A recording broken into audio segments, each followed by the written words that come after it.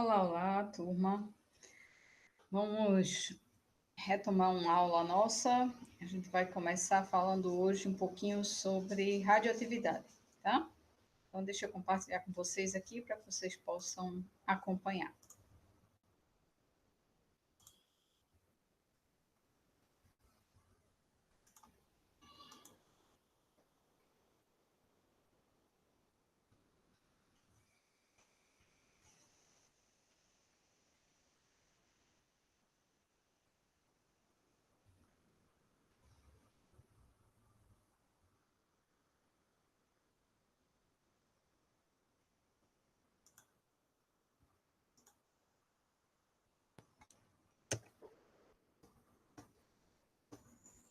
Então, falando sobre radioatividade, nós vamos lembrar um detalhe que a gente já havia visto inicialmente, né? É que, na realidade, os átomos, quanto mais aumenta o número de prótons, mais eles tendem a se tornar átomos radioativos. Se vocês lembram, à medida que o número de prótons vai aumentando, a instabilidade nuclear, por relação de carga, vai aumentando também. E o átomo ele quer o equilíbrio dessa estabilidade. Então, naturalmente, ele termina ampliando muito o número de nêutrons. Então, um átomo que tem 82 prótons, ele tem aproximadamente 128 nêutrons. Né? Então, a gente vê que o número de nêutrons aumenta muito mais do que o número de prótons ao total. Isso tudo em busca da estabilidade. E aí, o que acontece? A partir de números atômicos 82 em diante, a tendência dos átomos é entrar em um mar de instabilidade. Então, a gente só tem elementos radioativos. Né? Abaixo desse número, a gente também tem elementos radioativos, mas aí são casos mais raros, ou seja, mais incomuns. Né? Não é natural que isso esteja o tempo todo acontecendo, mas a gente encontra essa relação. Então, quando a gente estava vendo, né, as emissões alfa, beta, mais, beta menos, a emissão gama, o que foi que a gente percebeu? Que em todas essas emissões, a gente estava sempre falando da emissão de um átomo. A partir desse momento, eu não quero que vocês pensem mais na emissão de um átomo. A partir de agora, a gente vai falar de uma quantidade de átomos, tá? Então, normalmente, a quantidade de átomos de qualquer matéria é muito elevada, né? Não existe nada que seja feito de um único átomo. Né? A menor matéria que a gente pode ver é feita de um número imenso de átomos. Então, quando a gente for falar de uma fonte radioativa, a gente também tem um número muito elevado de átomos, né? 10 a décima, 10 a 20. Então, assim, é um número extremamente elevado de átomos. E aí a gente vai começar a pensar a partir de um número de átomos para facilitar o nosso entendimento. Então, aqui a gente tem a série radioativa do urânio. Tá? Na série radioativa do urânio, que a gente encontra naturalmente, né, nas jazidas, é óbvio que a gente vai terminar encontrando também todos esses outros elementos que são filhos desses decaimentos sucessivos. Então, lá, se a gente chega numa jazida de urânio, a gente tem todos esses elementos decorrentes dessa série. Tá? E aí, à medida que esses elementos foram decaindo, vão dando origem a outros elementos, e a gente vai perceber, que é o que eu quero que vocês observem aqui, que existe uma coisa chamada tempo de meia-vida, que a gente chama tempo de meia-vida física, quando a gente fala de um elemento radioativo. Tá? Esse tempo de meia-vida física, ele pode ser um tempo de meia-vida física curto e um tempo de meia-vida física longo. Primeiro, o que é um tempo de meia-vida física? Se eu tenho aqui, por exemplo, o tório 264, vamos supor que eu tenha 20 mil átomos do tório 264, tá?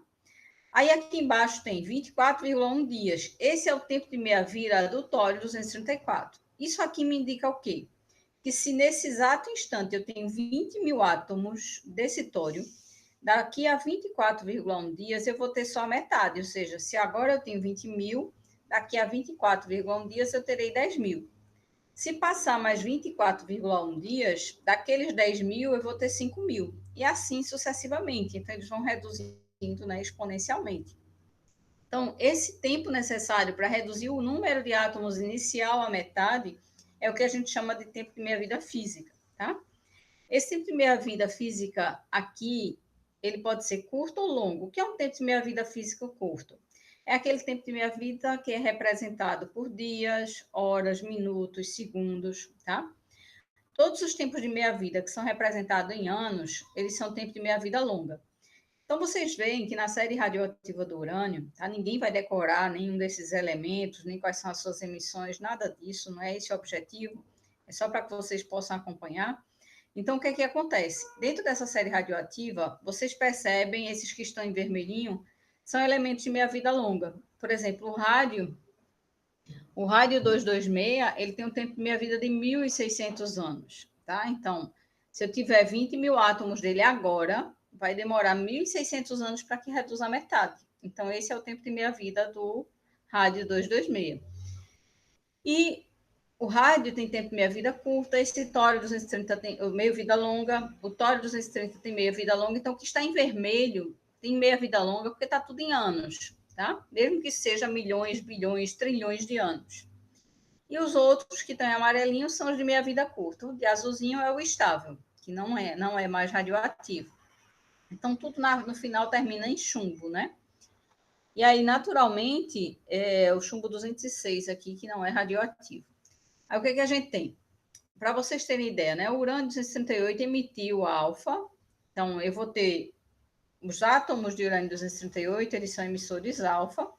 E aí, eles vão emitindo esse alfa. Não é porque o número de átomos que eu tenho, ele emite de uma vez só. Não, ele vai emitindo essa radiação, né? Um átomo por vez vai se transformando no tempo, né? Para dar origem ao elemento filho. Então, consequentemente, né, o urânio que seria o elemento pai, o tório é o elemento filho. Se eu considerar o tório elemento pai, né, a gente tem esse elemento como filho. E se esse aqui for o pai, esse é o filho. Se esse for o pai, esse é o filho. E assim sucessivamente. Uma coisa que eu quero que vocês observem nessa série radioativa é que não tem como eu saber qual é o tipo de emissão de um determinado elemento. Tá? Então, cada elemento, se eu quiser saber quais são as emissões, qual é o tipo de radiação que aquele elemento emite, eu tenho que levar ele para o laboratório e estudar ele lá.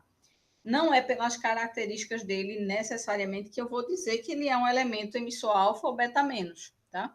Eu preciso estudar. E todos os elementos já foram estudados para ver suas emissões. Então, já existe isso tabelado, qual tipo de radiação cada um emite. Então, isso aí já é definido. Aí, uma coisa que é importante que vocês observem é que, por exemplo, aqui eu tenho um elemento de meia-vida longa dando origem a um elemento de meia-vida curta, mas aqui eu também tenho um elemento de meia-vida curta dando origem a um elemento de meia-vida longa. Tem um elemento de meia-vida longa dando origem a outro elemento de meia-vida longa, e tem elemento de meia-vida curta dando origem a outro elemento de meia-vida curta. Então, assim, não existe uma sequência. Ah, ele tem meia-vida longa e vai dar um elemento de meia-vida curta, não. Tudo vai depender do elemento, das características dele, tá? Então, é o perfil do elemento. Aqui, por exemplo, a gente tem o polônio 218. Polônio 218, se eu tiver 20 mil átomos dele, vamos supor que 18 mil átomos dele emita alfa e decaia no chumbo. E desses, né, 18 mil foi por emissão alfa e 2 mil por emissão beta menos. Então, assim, tá vendo que eu não tenho como afirmar qual é o tipo de radiação? Alguns átomos podem emitir alfa. Agora, se ele jamais vai ser assim, todos emitem alfa e depois beta. Não, se assim for, ele só seguiria essa sequência. Aqui eu vou ter uma porcentagem dos átomos que emitem alfa e uma porcentagem dos átomos que emitem beta menos. E alguns elementos são assim, parte dos átomos emitem uma determinada radiação, outra parte emite outro tipo de radiação. Tá? Então, basicamente, dentro dessa série, era isso que eu queria que vocês observassem. Então, a partir de agora, a gente vai falar uma coisa chamada constante de decaimento radioativo. O que é uma constante de decaimento radioativo? Ela é característica, assim como o tempo de meia-vida é característico dos elementos radioativos, a constante de decaimento também, ela faz parte da identidade de cada isótopo radioativo. Uma coisa que eu também queria que vocês observassem, por exemplo, é que aqui eu tenho o tório 234, que é um emissor de meia-vida curta, de 24,1 dias, tá? Ele decaiu por beta menos, deu origem a esse outro elemento, que decai por beta menos. Então, ele ganhou 2 prótons, né? Por beta menos, ele não transforma um nêutron no próton. Então, ele volta a ser urânio, né? E aí, o urânio 264 emite um alfa, perde 2 prótons novamente e volta a ser tório. Veja, eu tenho 2 isótopos radioativos de tório. Quimicamente, eles são iguais, mas fisicamente eles são diferentes. O tório 234 tem tempo de meia-vida curta. O Thor 230 tem tempo de meia-vida extremamente longa, 77 milhões de anos. Então, assim, é um bocado de ano, né? Para que ele venha a reduzir a metade. Tá? Então, a gente tem essas características. Então, o que acontece? Assim como o tempo de meia-vida, a constante ela é característica de cada isótopo radioativo. Então, ela faz parte de cada isótopo. Então, suponhamos que eu estou com vocês na sala de aula, todos vocês estão sentadinhos nas cadeiras, e aí eu vou solicitar aleatoriamente que alguns de vocês levantem. Eu não sei quem é que vai se levantar, não. Eu chego para vocês, enquanto turma, e digo, gente, quando eu bater palma, eu quero que alguns de vocês levantem. Eu não sei quem vai se levantar, tá? Mas só alguns irão. E aí eu vou e bato palma. Na hora que eu faço isso, alguns da turma se levantaram. Por exemplo, uma turma de 40 alunos se levantou 10 alunos se levantaram. A questão é, eu tinha como saber quais seriam os alunos que iam se levantar? Não, não era possível saber quais os alunos iam se levantar. Mas a probabilidade que qualquer um dos alunos tinha de levantar era exatamente a mesma. Então, o que acontece com a constante de decaimento? Né? A probabilidade por segundo de emissão de radiação, ou seja, de transformação, de decaimento, que cada átomo daquele isótopo tem de decair é a mesma. Como assim? Ah, eu tenho 20 mil átomos do tório 264. Certo. Nesse exato instante, quando eu instalar os dedos, né? Num instante, em um segundo, o que é que vai acontecer? Vários átomos vão estar emitindo radiação e decaindo. Então, esses vários átomos que vão estar emitindo radiação e decaindo por segundo, né? É o que eu vou ter, é a probabilidade, ou seja, existe a probabilidade, poderia ser qualquer um deles. A probabilidade de qualquer um deles decair, né, naquele instante, era a mesma. Seja aqueles 10 que caíram ou outros 10. Então, a probabilidade que cada um deles tinham de emitir radiação era exatamente a mesma. Essa probabilidade de decaimento por segundo é o que a gente chama de constante de decaimento radioativo. Então, os átomos instáveis, eles realizam transformações em busca da estabilização de maneira aleatória. Não é possível prever o momento em que um determinado núcleo vai se transformar, tá? Mas aí, quando a gente tem uma grande quantidade de átomos, a probabilidade de decaimento por átomo por segundo é sempre a mesma, ou seja, é constante, independente de quanto tempo ele tem de existência, e aí a gente chama de constante de decaimento. É aquela questão, eu tenho o tório 264, eu tenho 20 mil átomos desse tório 234 agora. Aí, em um segundo, a probabilidade de alguns deles se transformarem seria a mesma para cada um deles. Aí, daqui a 24,1 dias, eu não vou ter mais 20 mil átomos, porque 10 mil já foram transformados, já decaíram. Aí, eu só vou ter 10 mil do tório 264. Mas, ainda assim, a probabilidade de cada átomo desses 10 mil decair será exatamente igual, porque continua sendo tório 264. Né? Se for outro elemento, não. Se for outro isótopo, não. Mas se for tório 234, essa probabilidade será exatamente a mesma. E a constante de decaimento é característica de cada radioisótopo. Então, suponhamos que no instante T0, né? Então, nesse instante que eu estou tomando como tempo zero, eu tenho um número de átomos inicial, que eu estou chamando de N0. Como lá a gente chamou para o tório 264, né? 20 mil átomos, né? O número de átomos. Aí, decorrido o intervalo de tempo, eu posso saber o número de átomos final, tá? A única coisa que eu preciso para saber o número de átomos final é saber o número de átomos inicial e saber a constante, tá, de decaimento daquele isótopo. O tempo sou eu quem vou dizer. Eu quero saber o número de átomos final daqui a 1 hora, eu quero saber o número de átomos final daqui a 3 dias, eu quero saber o número de átomos final daqui a 24 horas, tanto faz. Eu é que vou dizer daqui a quanto tempo eu quero saber qual vai ser o número de átomos final. Agora, se eu tiver a constante e tiver o número de átomos inicial, eu acho isso. Por quê? Porque o número de Neper, que é esse Ezinho, ele é uma constante. Tá? O número de Neper é uma constante. Como assim? O número de Neper, vocês podem pegar a calculadora científica de vocês, ou seja, pega o smartphone aí, tá? Aciona a calculadora no smartphone E aí vocês vão ver quando vocês acionarem, se vocês botarem a calculadora horizontalmente, vai aparecer a calculadora científica. Então, nesse exato momento, pode aparecer um E, que é o número de Neper, e aí vocês, se clicar nesse E, vai aparecer o número 2,7182818284590445 e assim sucessivamente, né? É uma constante, feito pi, tá? E esse número de Neper, né? Algumas calculadoras, ao invés de ter só o Ezinho, tem o E elevado a X. Aí você pode clicar no 1 e apertar no E. E aí vai aparecer o mesmo número, 2,718281, que é o valor do número de Neper. Então, é uma constante. Tá? Então, o número de Neper a gente já tem naturalmente. Se eu souber o número de átomos inicial e a constante de decaimento daquele isótopo, eu posso saber em qualquer tempo o número de átomos final, usando essa formulazinha, tá? Aí o que é que a gente vai ter? Eu tenho o número de átomos inicial de um determinado isótopo radioativo e sempre, toda vez, esse número de átomos ele tende a ir decaindo, né, no tempo. Quanto mais o tempo passa, mais o número de átomos tende a ir decaindo. Então, quando o número de átomos inicial cai pela metade, foi o que a gente chamou exatamente de tempo de meia-vida.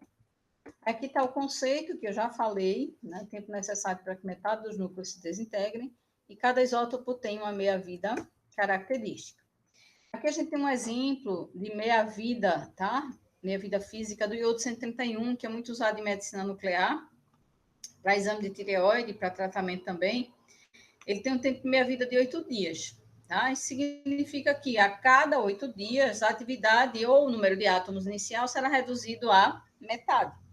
Então, eu tenho um determinado número de átomos, que ao invés de trabalhar com o número de átomos, eu posso dizer que é o meu 100% naquele tempo zero. Isso quer dizer que, passado, né, 8 dias, eu vou ter a metade daquele número de átomos inicial, ou do que ele está chamando aqui de atividade da amostra, que a gente vai ver o que é. Aí, passado mais 8 dias, 8 e 8, 16, passado mais 8 dias, eu vou ter só a metade da metade. E assim sucessivamente. É interessante porque a gente consegue fazer uma relação entre a constante e o tempo de meia-vida. Ou seja, através dessa relação, a gente vai ser capaz de, se tiver a constante, a gente obter o tempo de meia-vida, ou se a gente tiver o tempo de meia-vida, obter a constante. Como é que a gente pode fazer isso? Na realidade, foi feita uma substituição na fórmula. Onde tinha T, né, um tempo qualquer, a gente disse que era o tempo de meia-vida.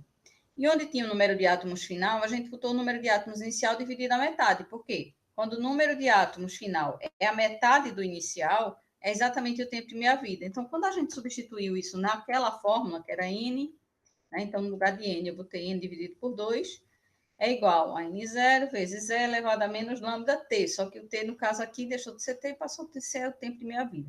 Quando eu brinco com essa fórmula, eu consigo chegar a esse resultado, que a constante de decaimento ela é igual ao logaritmo neperiano de 2 dividido pelo tempo de meia-vida.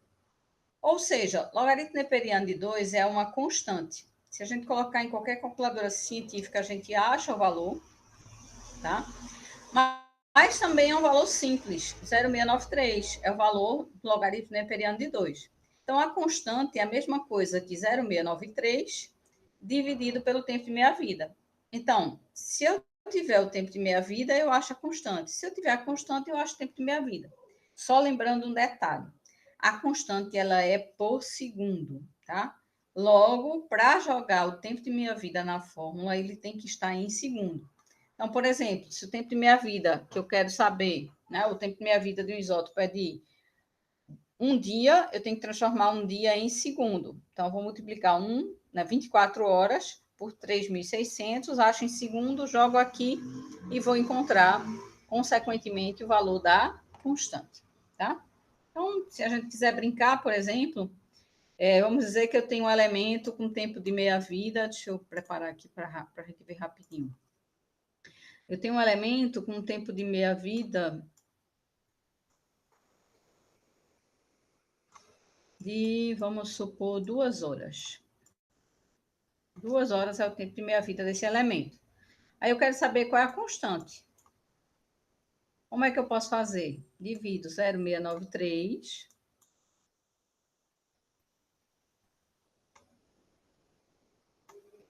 por o tempo de meia-vida. Só que o tempo de meia-vida não pode estar em horas, tem que estar em segundos. 2 horas são quantos segundos? É 2 vezes 3.600, né? 7.200 segundos. 2 horas são 7.200 segundos. Se eu dividir 0,693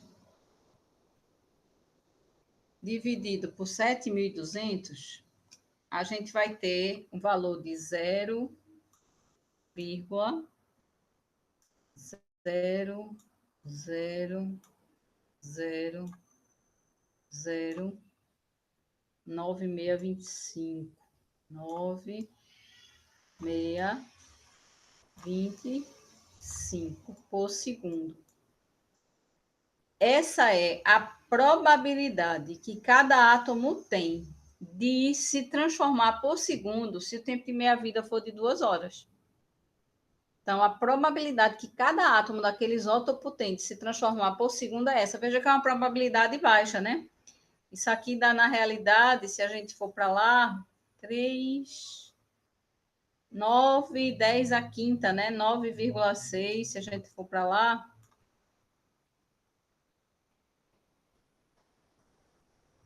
9,625,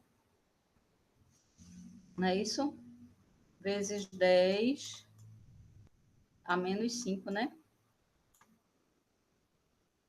Então, é uma probabilidade extrema, né? 1, 2, 3, 4, 9, 10 a menos 5, né? Por segundo. Então, essa é a probabilidade que cada isótopo, cada átomo daquele isótopo tem de desintegrar, ou seja, de emitir radiação por segundo. Então, isso é o que a gente chamou de constante de decaimento radioativo, tá?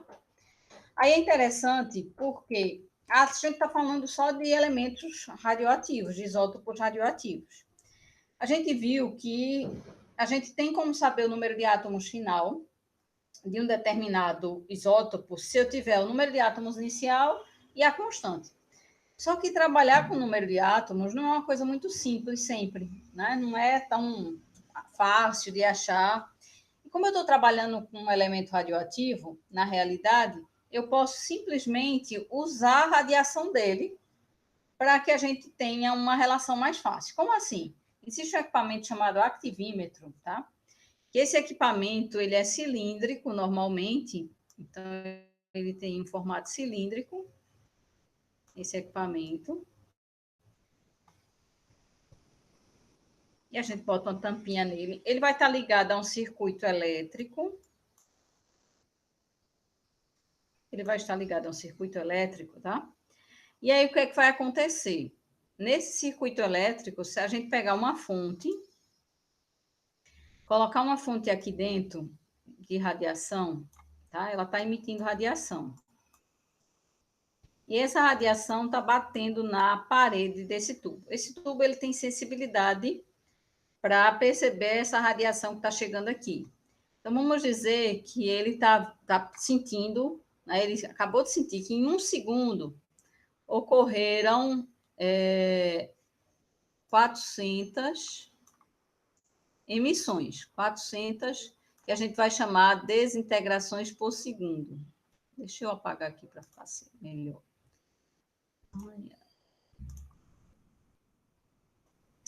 Deixa eu botar de novo. 4 da cor da tinta. Aqui ele está dando, tá? O valor. Aqui dentro ele está identificando que tem 400 desintegrações.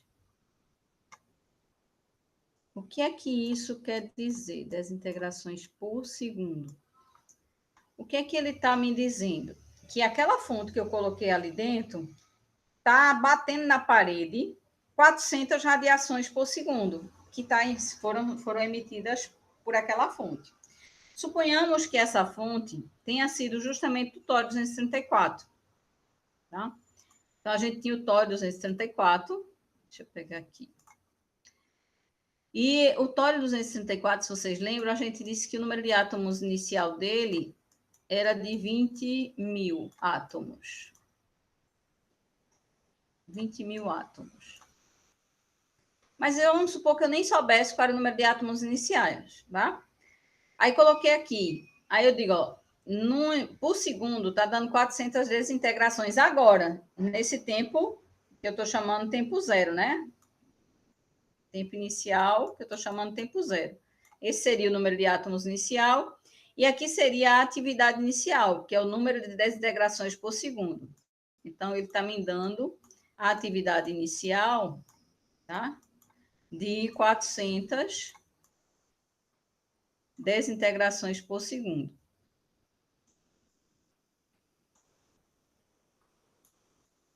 Aí, o que é que vai acontecer aqui agora? Se descobriu que o número de átomos ele é diretamente proporcional à atividade. Se esse aqui é o elemento, né, o tório 234, que a gente tinha lá, o tório 234 tem um tempo de meia-vida de 24,1 dias, não foi isso? Então, se aqui é o tório 234, tinha 20.000 átomos inicialmente, o tempo de meia-vida dele é de 24,1 dias. Então, bora para cá. Bora dar uma olhadinha nessa relação. Então, passado um tempo de meia-vida, né? Um tempo de meia-vida, que é de 24, vamos arredondar, né? 24 dias.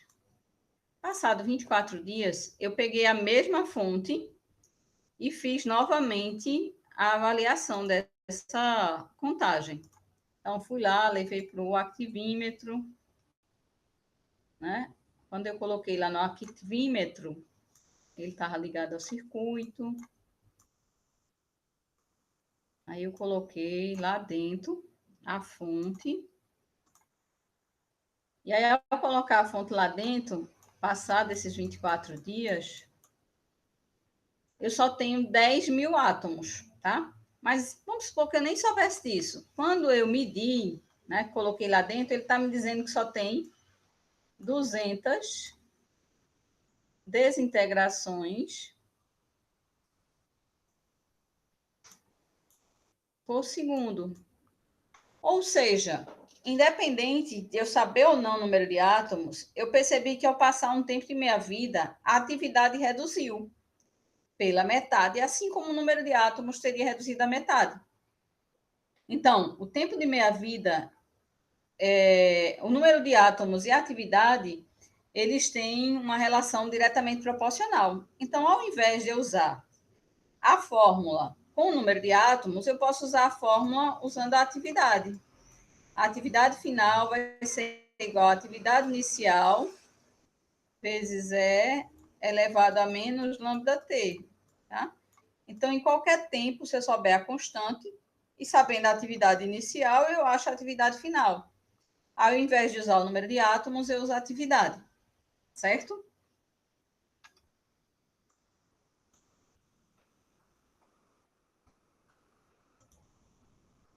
Então, consequentemente, o que é que a gente vai ter? A atividade é a quantidade de átomos que sofrem desintegração na unidade de tempo. Então, existe uma quantidade de átomos daquela fonte que, por segundo, estava emitindo radiação. No caso do tório, a gente botou lá que era 400, né? Um valor aleatório. Então, eu posso usar a fórmula, aquela mesma fórmula, para saber a atividade final, baseado, né, sem precisar me preocupar com o número de átomos. E é muito mais fácil a gente quantificar a atividade do que o número de átomos. A gente já viu também que a atividade está relacionada ao número de desintegrações por segundo, né, o número de emissões de radiação por segundo. Então, a unidade de atividade atual é o becquerel. Essa é a atual, é o becquerel, tá? O Curie era uma atividade passada, né? A gente tem o Curie e os que choram, né? Então, a atividade atual, a unidade de atividade atual é o becquerel. O Curie era do passado. Então, atualmente, a gente sabe que um becquerel é a mesma coisa que uma desintegração por segundo. Né? Mas no passado não se tinha esse valor. Alguns de vocês, quem assistiu ou quem quiser assistir, eu não me lembro se eu já havia comentado, Vocês podem assistir o filme Radioativo, que está na Netflix, falando sobre Madame Curie, né? Pierre Curie e Marie Curie, onde eles descobrem o polônio e o rádio. E eles descobrem que o rádio era um elemento que emitia muita radiação. Mas na época não existia o activímetro como a gente tem hoje, né? Com uma capacidade de detectar uma desintegração por segundo. Não existia um equipamento tão acurado como a gente tem hoje. Existia um equipamento que conseguia perceber que o rádio emitia muito mais radiação, né? Uma quantidade pequena de rádio emitia muito mais radiação do que outros tipos de fonte, até em quantidade maior. Então, eles acharam por bem pegar 1 grama do rádio 226 e usar como referência. Então, 1 grama do rádio 226 é nada mais, nada menos do que a relação de atividade que eles passaram a usar. Como assim? Um determinado isótopo radioativo, vamos dizer, urânio. Eu tenho um urânio aqui. Quando eu comparei, ele está dando uma atividade 2 vezes maior que a atividade de 1 grama de rádio. Tá? Aí, depois eles pegam outro elemento. Essa outra fonte aqui está dando uma atividade de meio... corresponde a metade da atividade de 1 grama de rádio. Então, eles começaram a brincar, na realidade, com essa relação, né? Então, eu tenho 1 grama do rádio 226.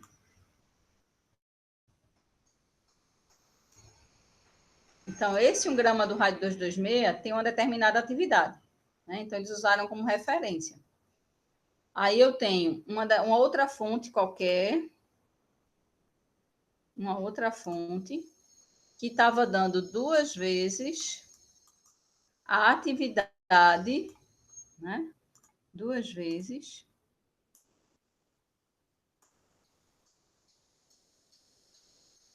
a atividade do rádio 226. Deixa eu conseguir fazer ele 2 vezes a atividade do rádio 226. Tá? Aí eu tinha uma outra fonte que estava, na realidade, dizendo que estava dando metade, 0,5, né, vezes, a atividade do rádio 226. Só que estava ficando chato, fazendo, é 2 vezes a atividade de 1 grama de rádio 226, a metade da atividade. Então, eles chamaram a atividade de 1 grama de rádio 226, eles chamaram simplesmente essa atividade de 1 curie.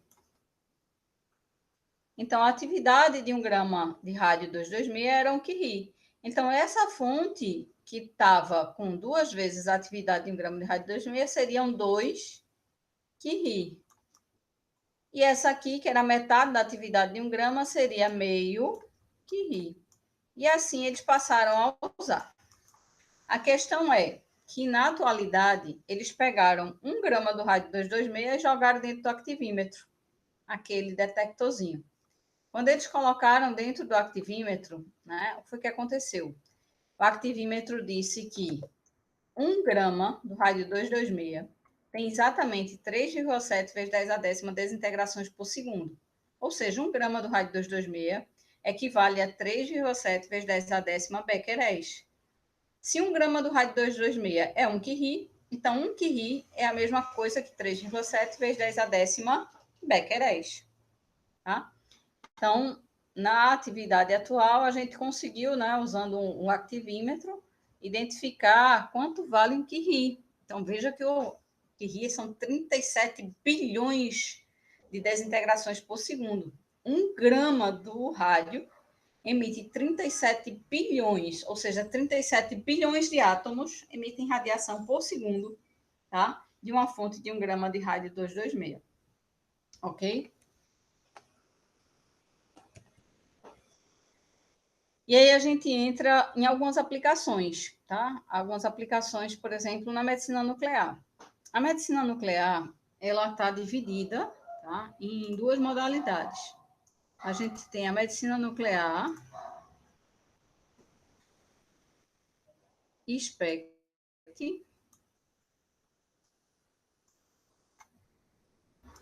e nós temos a medicina nuclear PET. O exame de medicina nuclear, ele usa isótopos radioativos, tá? Por isso que a gente vai falar dele, porque ele usa fontes de isótopos radioativos. E aí, o que acontece? Um detalhe da medicina nuclear é que é um exame de diagnóstico, mas não para a gente analisar a anatomia do órgão. É um exame de diagnóstico que serve para a gente analisar a fisiologia do órgão. Como é que esse órgão está funcionando. É tanto que vocês vão perceber que as imagens obtidas na medicina nuclear não são muito boas, tá? Então, a gente começa pela medicina nuclear SPECT, tá? Então, a gente vai começar por aqui. É chamada também tomografia computadorizada por emissão de fóton único, ou seja, é a medicina nuclear que trabalha com radiação gama, tá? E a tomografia por emissão de pósitron trabalha com beta mais. Então, é com a emissão de beta mais. Por quê? Porque beta mais não sofre aniquilação. Quando beta mais se choca com um elétron, né, quando eu tenho a partícula beta mais, que é positiva, se chocando com um elétron que tem carga negativa, tá? O que é que vai acontecer? As duas massas desaparecem, tá? As duas massas literalmente desaparecem. No lugar das duas massas, as duas massas somem. No lugar das duas, vão surgir dois fótons de radiação de alta energia, tá? Esses dois fótons de radiação de alta energia, cada um tem 511 keV, então a energia é muito alta, e é tão alta que a gente chega a chamar de radiação gama mesmo sem ser, né? Então a gente tem nesse processo, nessa radiação, ela é tão alta e eletromagnética que aí alguns chamam de radiação gama também, mas a gama a gente já viu que ela é na realidade nuclear, tá? Então, a gente vai começar pela modalidade SPECT. Então, na modalidade SPECT, a gente tem várias aplicações. A gente pode fazer o exame, né, da medicina nuclear para analisar tireoide, linfonodo, sistema ósseo, fígado, intestino, tecido mole, rim, estômago, coração, pulmão, glândula salivar, cérebro, tudo analisando a função, tá? Se vocês observarem, como eu já havia falado anteriormente, o carro-chefe na medicina nuclear SPECT é o TecNES 99M. Então, o TecNES 99M, ele está, na realidade, em quase todos os exames da medicina nuclear. Cerca de 80% dos exames na medicina nuclear, eles fazem uso, tá, do tecnésio 99M. Então, vocês podem observar que eu tenho tecnésio 99M em muitos exames aqui. Agora, olha só, o tecnésio, ele tem uma afinidade por todos os órgãos do corpo. É por isso que ele aqui aparece ligado a alguns fármacos, né? Por quê? Porque o fármaco, ele vai ter afinidade por um receptor, e aí ele vai levar o tecnésio até esse receptor para avaliar uma função. Então, quando ele se liga ao receptor e começa a trabalhar, se os receptores estiverem bem, o órgão estiver trabalhando bem, a gente vai ter uma boa captação naquela área. Caso contrário, vai haver uma ausência de captação. E aí, se a gente tiver uma ausência de captação, o que é que vai acontecer? A gente vai ter como se fosse uma falha, né? Então, a gente não vai ver a função daquele órgão, tá? Então, vejam, vários são os fármacos que se ligam ao tecneste para que a gente possa ter o radiofármaco para obtenção desse tipo de exame. Então, aqui a gente tem um paciente que recebeu, e também no caso da medicina nuclear, quem fica radioativo são os pacientes, tá? Não é o equipamento que emite radiação. O paciente, ele vai receber essa radiação endovenosamente, tá? Ou por inalação, ou por ingestão. Ou ele ingere, ou ele tem injetado, ou ele inala, tá? Deixa eu colocar aqui o fone de ouvido para facilitar, ter menos interferência para vocês. Só um minutinho. Então, vê só. A gente tem nessa situação, tá? Esse paciente aqui, ele recebeu o fármaco endovenosamente, e aí espera o tempo, né, para distribuição no corpo, e depois que o tecneste, que é o emissor gama, como a gente viu, né, chega no órgão de estudo, então ele vai e bota esses detectores para se aproximar do tecido que vai ser analisado.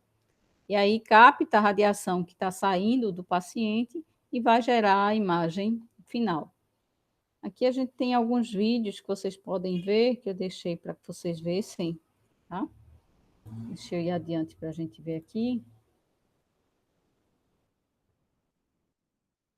Aqui a gente tem um videozinho, né?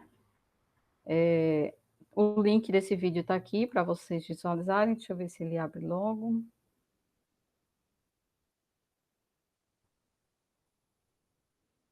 E aí, esse paciente, ele recebeu endovenosamente, e a gente vai ver um pouquinho dessa captação. Vamos lá.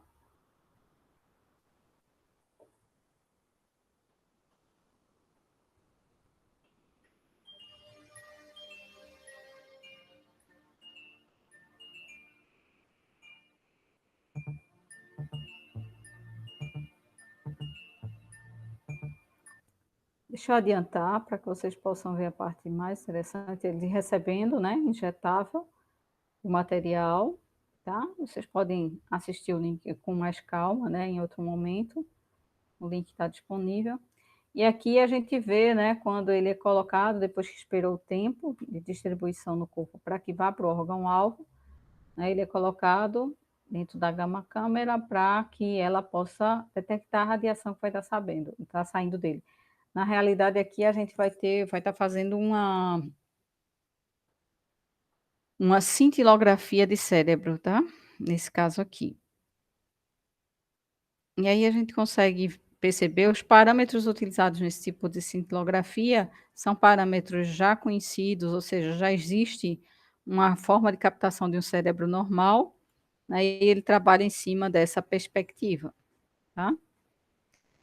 E aqui a gente vê que a gama câmera ela gira, né, à medida que vai executando o exame para que possa captar a radiação saindo do paciente em todas as direções.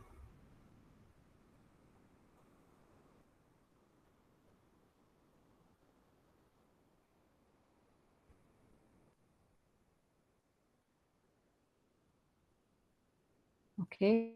Aí vocês vêm com calma. E aí a gente tem alguns estudos que foram feitos com a tomografia SPECT, né, na medicina nuclear. Aqui a gente tem um caso de epilepsia. Então, eu tenho um paciente com cérebro normal e aqui no momento da crise você vê a região aqui, ó, como foi ativada essa região cerebral, tá? Então, anatomicamente, a gente não está conseguindo ver esse cérebro com detalhes, né? Ver seus giros, todas as suas áreas, mas a gente consegue ver que existem áreas que têm maior captação, tá? Então, a área mais próxima do vermelho, né? E do branco tem maior captação. Quanto mais escuro, menor captação. Então, aqui parece uma área que houve uma lesão, né? Já não está tendo captação, então morte, né? Decorrente. Aqui a gente tem outro estudo que foi realizado, foi de cintilografia óssea. Se vocês perceberem, né? O Tecnesse ele foi ligado a um fármaco que vai para os ossos. Veja que a gente não analisa nem visualiza tanto os outros órgãos. Mas ainda assim, a estrutura anatômica desses ossos deixa muito a desejar. Uma coisa interessante é que a gente consegue ver o tecido ósseo que capta mais o elemento radioativo, ou seja, é aquele que tem maior atividade, né, funcionalmente falando. Então, onde a gente tem maior produção de medula óssea, vai estar sempre bem mais escuro, tá? Porque é onde a gente tem maior atividade e maior captação. Aqui é a bexiga, que é a via de eliminação, por isso normalmente fica assim escura. E aqui é um caso de metástase. A medicina nuclear, a cintilografia óssea da medicina nuclear é o carro-chefe para a detecção de metástase. Tá? Então, consequentemente, aqui vocês conseguem ver um outro paciente com múltiplas metáfases. E aí, nesse caso, onde tem pontos pretos aqui, é onde está havendo maior captação. Por quê? Porque as células tumorais, elas têm uma alta atividade, né? Elas captam muito nutrientes, sangue, então elas estão né, ávidas, e aí a gente vê que aqui, nesse tecido ósseo aqui, está tendo a maior captação em todos esses pontos, cada ponto desse é uma metástase. Aqui a gente tem um videozinho também agora falando da medicina nuclear PET, que usa o pósitron, né, ou seja, beta+. Deixa o videozinho aqui abrir para a gente ver. Isso é bem curtinho. Aqui vocês vão ver, ó, ele injetando, sendo captado, distribuído, tá? No corpo. No caso da medicina nuclear PET, é muito comum que seja utilizado principalmente para cérebro e para para tumores, essencialmente. Por quê? Ou processos inflamatórios também. Porque a medicina PET, quando usa o flúor 18, ele usa o flúor 18 ligado à molécula de glicose, a desoxiglicose. E aí o que, que a gente vai ter? O cérebro ele tem um alto consumo de glicose, né? E os tumores também têm um alto consumo de glicose, então processos inflamatórios. E aí, naturalmente, a gente tem a tomografia por emissão de pósitron, né, PET, sendo utilizada da medicina nuclear, principalmente para esse tipo de aplicação. Essencialmente cerebral ou tumoral. Então, aqui, ó, injetou, está esperando o tempo, ele vai se localizar nos órgãos, né, que tem maior afinidade. Bexiga, via de alienação, rim também, né, aqui é coração e cérebro, tá? Aqui, se vocês podem ver, tem um pontinho que não era para estar, tá? É pulmonar. Nesse caso aqui, ele identificou um tumor no pulmão, nessa imagem. A gente vai ver por outros ângulos.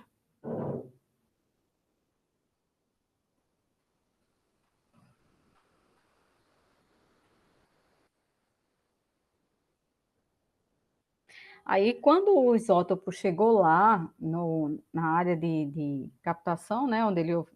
Aqui está a glicose ligada ao flúor, e a gente vai ver agora o flúor emitir beta+. Quando o flúor emitir beta+, aqui o beta+, ele se choca com um elétron, os dois desaparecem, dão origem aos fótons, e esses fótons saem simultaneamente do paciente para a geração da imagem, né, na tela. Então, aí a gente vai ver a partir daí a geração da imagem na tela e ele consegue visualizar, consequentemente, né, tanto os órgãos que estão captando como o tumor que absorveu o elemento radioativo. Tá?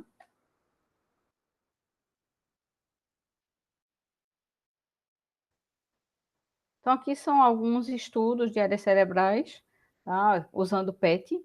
Aqui, justamente, cérebro, né? O que foi que pegou?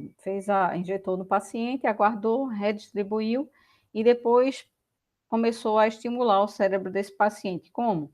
Ele botou o paciente para escutar algumas palavras, vejam a área que foi mais ativa do cérebro no paciente a escutar.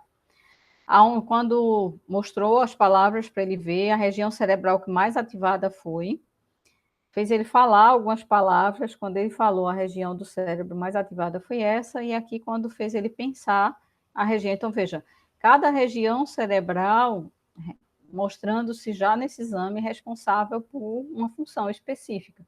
Anatomicamente, esse cérebro deixou bastante a desejar, né?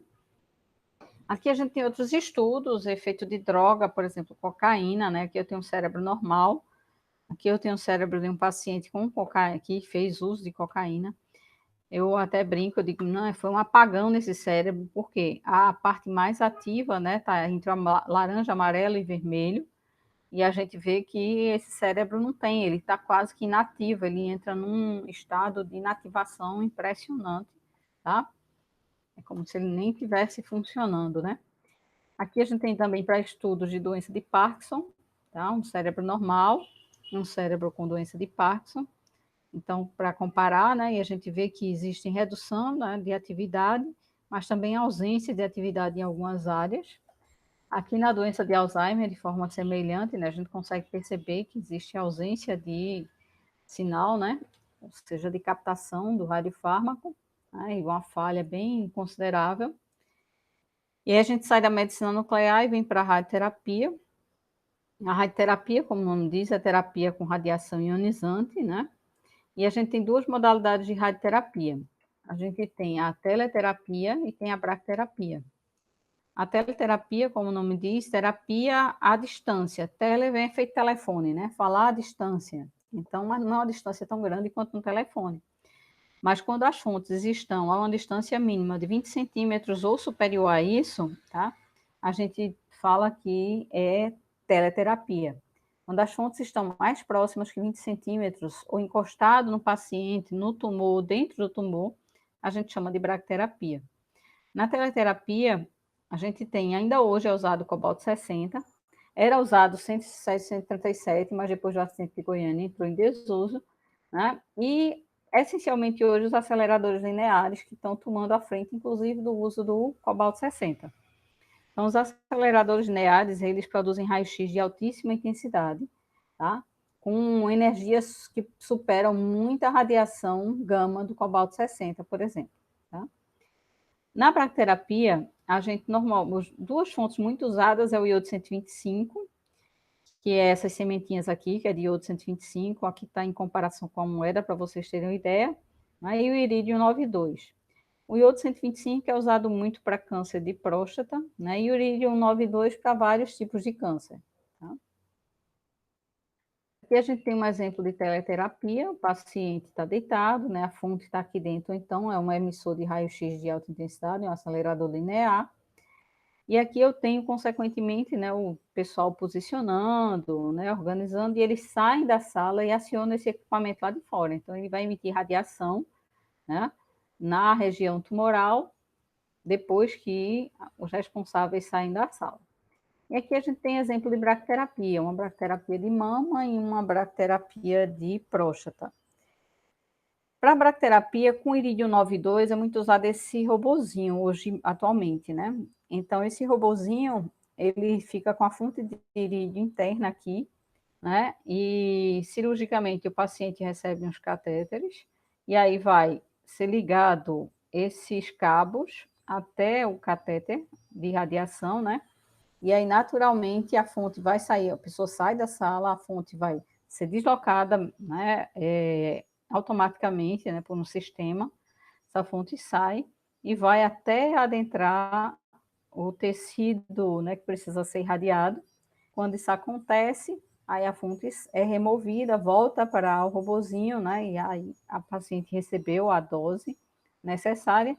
E no caso aqui, a implantação das sementes de iodo 125, né, na próstata, para redução do tumor prostático, e aí a remoção posterior dessa próstata. Então, essa é a parte de radioatividade dessa aula, tá, que eu queria deixar para vocês. E aqui são só algumas mensagens antes de finalizar essa aula, porque as próximas são as aulas de efeito biológico, tá? Então, a determinação de hoje é o sucesso de amanhã, a impossível desculpa para o desistente, o desafio para o vencedor. Abrir a mente para novas ideias é apenas uma questão de escolha, ou você fica no ninho ou aprende a voar, e as pessoas mais felizes não têm o melhor de tudo. Elas apenas fazem o melhor com tudo que têm. Então, dessa forma, a gente conclui essa aulinha de hoje. Obrigadinha.